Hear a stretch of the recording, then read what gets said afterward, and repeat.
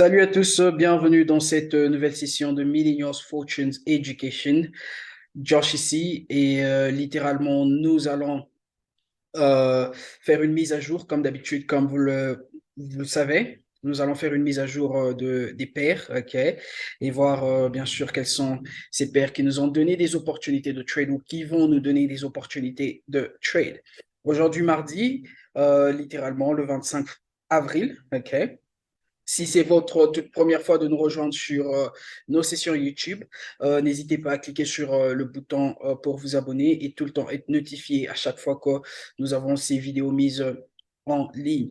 Alors, on va y aller sans plus tarder. On va commencer par faire une mise à jour de ces paires qui nous ont donné des opportunités de trade. OK?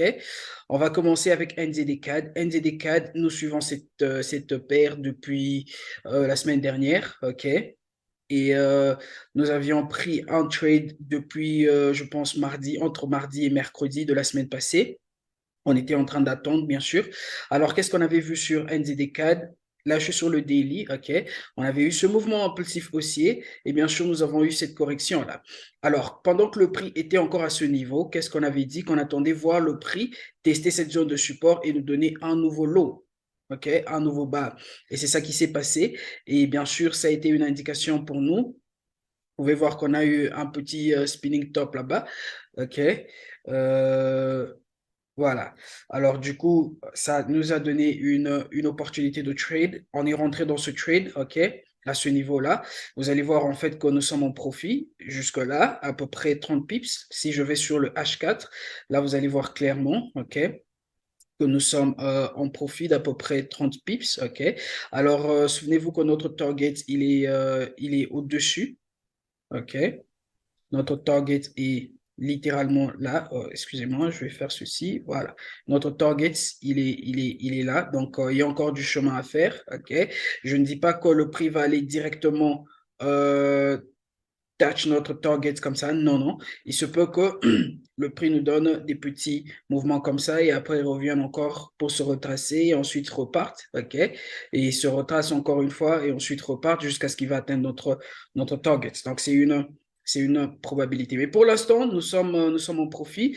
Vous avez eu ce signal, bien évidemment, dans le groupe gratuit également. Donc, voilà. Et l'autre paire, c'est Aude GPY. OK, on a pris ce trade hier. Aude GPY. Alors, ça faisait un bon bout de temps qu'on suivait ce trade. OK, on a eu ce mouvement impulsif baissier. On a eu ce mouvement et ce second mouvement. Et le troisième mouvement qui est venu, on voulait voir ce mouvement break ce haut précédent. Et c'est ça qui s'est passé. Et ensuite, le prix allait tester, bien sûr, notre zone de résistance, n'est-ce pas? Alors, on pouvait bien rentrer dans ce trade, OK? Euh, parce que là, je suis sur le H4, on pouvait bien entrer dans ce trade à ce niveau-là, OK? Mais nous avons voulu attendre, avoir un mouvement impulsif baissier et c'est ce mouvement qu'on a eu.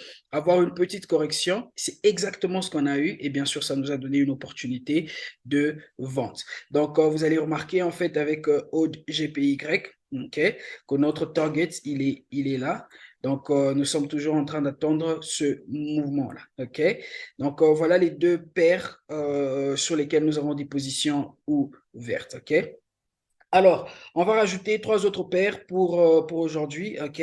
La toute première, c'est GBP USD. GBP USD, on a discuté de cette paire hier. OK?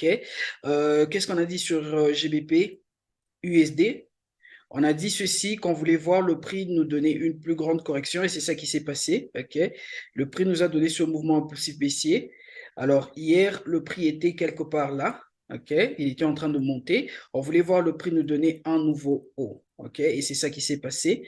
Et là, bien sûr, nous sommes en train d'attendre avoir des confirmations pour rentrer dans ce trade. Il se peut que le prix fasse ceci, qu'il reparte encore un tout petit peu. Et puis maintenant, redescendre. OK?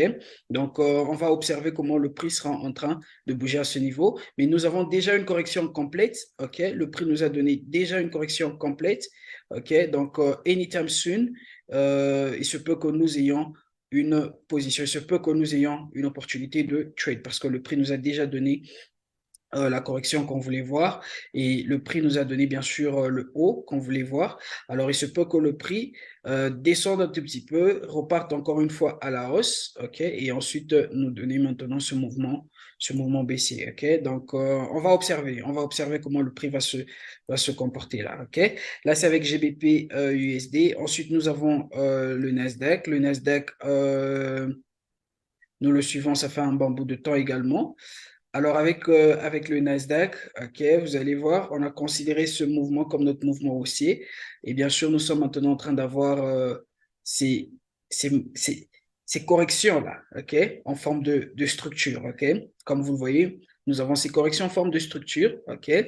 Alors, il se peut que le prix revienne encore une fois tester le bas précédent là, ok, nous donner peut-être un nouveau bas et ensuite repartir un tout petit peu à la hausse encore une fois compte tenu de comment le prix est en train de bouger dans cette structure. Ok. Donc, on sera un tout petit peu cautious avec le Nasdaq, mais en même temps, vous voyez comment le prix est en train de bouger. À chaque fois qu'il nous donne un nouveau lot, il repart à la hausse. À chaque fois qu'il nous donne un nouveau bas, il repart à la hausse. Donc, il se peut qu'il nous redonne encore un nouveau bas et puis il reparte à la hausse un tout petit peu. OK. Et bien sûr, ça pourra peut-être nous donner une opportunité d'achat. OK. Un tout petit achat, mais nous allons voir. Nous allons voir ce qui va se passer avec le Nasdaq. Donc, pour l'instant, avec le Nasdaq, nous anticipons toujours ce mouvement haussier. Rien n'a changé. Et nous attendons avoir des entrées à ce niveau. OK? Et en fin de compte, nous avons ODCAD. ODCAD. Voilà. ODCAD. Voilà. ODCAD, littéralement, on a eu, si je transitionne sur le daily, avec le ODCAD, vous allez voir en fait que le prix était en train de descendre, n'est-ce pas, en forme de structure. Vous allez voir que le prix nous a donné, bien sûr, un canal descendant. Il descend là, il descend, et là, il donne une correction, et il descend. Et là, ok, il y a des fortes chances, au lieu que ce soit une correction, que ce soit probablement un mouvement qui soit en train de commencer. Ok. Alors, pourquoi je dis probablement? Parce que euh, nous voulons voir le prix briser cette zone-là. OK? Une fois que le prix brise cette zone de résistance, là, bien sûr, ça va nous indiquer probablement un changement de tendance. Donc, si le prix brise cette zone de façon impulsive, là, bien sûr, nous allons attendre soit un retracement ou une correction pour ensuite repartir à la hausse. OK? Mais pour l'instant, vous allez remarquer en fait qu'il y a un tout petit mouvement qui est en train de se faire, ok, un tout petit mouvement haussier. Pourquoi je dis tout petit? On a eu ce mouvement-là, ok, et nous sommes en train d'avoir cette correction. Il se peut que le prix nous redonne un nouveau lot dans cette zone de support et ensuite repartir à la hausse, ok. C'est quoi cette zone de support? C'est la zone 0.9032, ok, 0.9032, c'est notre zone de support. Donc, il se peut que le prix, ok, revienne dans cette zone, n'est-ce pas, de donner un nouveau lot et ensuite qu'il reparte à la hausse. Alors, si il faudra qu'on prenne un achat, on va attendre le prix tester cette zone, nous donner un nouveau lot et ensuite repartir à la hausse. Et notre target, il sera quelque part là. Comme vous le savez, je l'ai dit tout à l'heure, qu'on veut voir cette zone être brisée de façon impulsive. Donc, il se peut que lorsque le prix va atteindre cette zone, qu'il rejette, c'est une probabilité, tout comme il peut bien sûr break cette zone. Donc, quand le prix va arriver ici, là, aux alentours de cette zone, on va essayer de manager notre trade et voir bien sûr comment le prix va se comporter. Donc, voilà tout pour aujourd'hui. OK. Je nous dis encore une fois merci. Merci pour avoir assisté, bien sûr, à cette session. Que Dieu nous bénisse. Je nous donne rendez-vous encore une fois demain à la même heure. Ciao, ciao, ciao. Cheese and good week.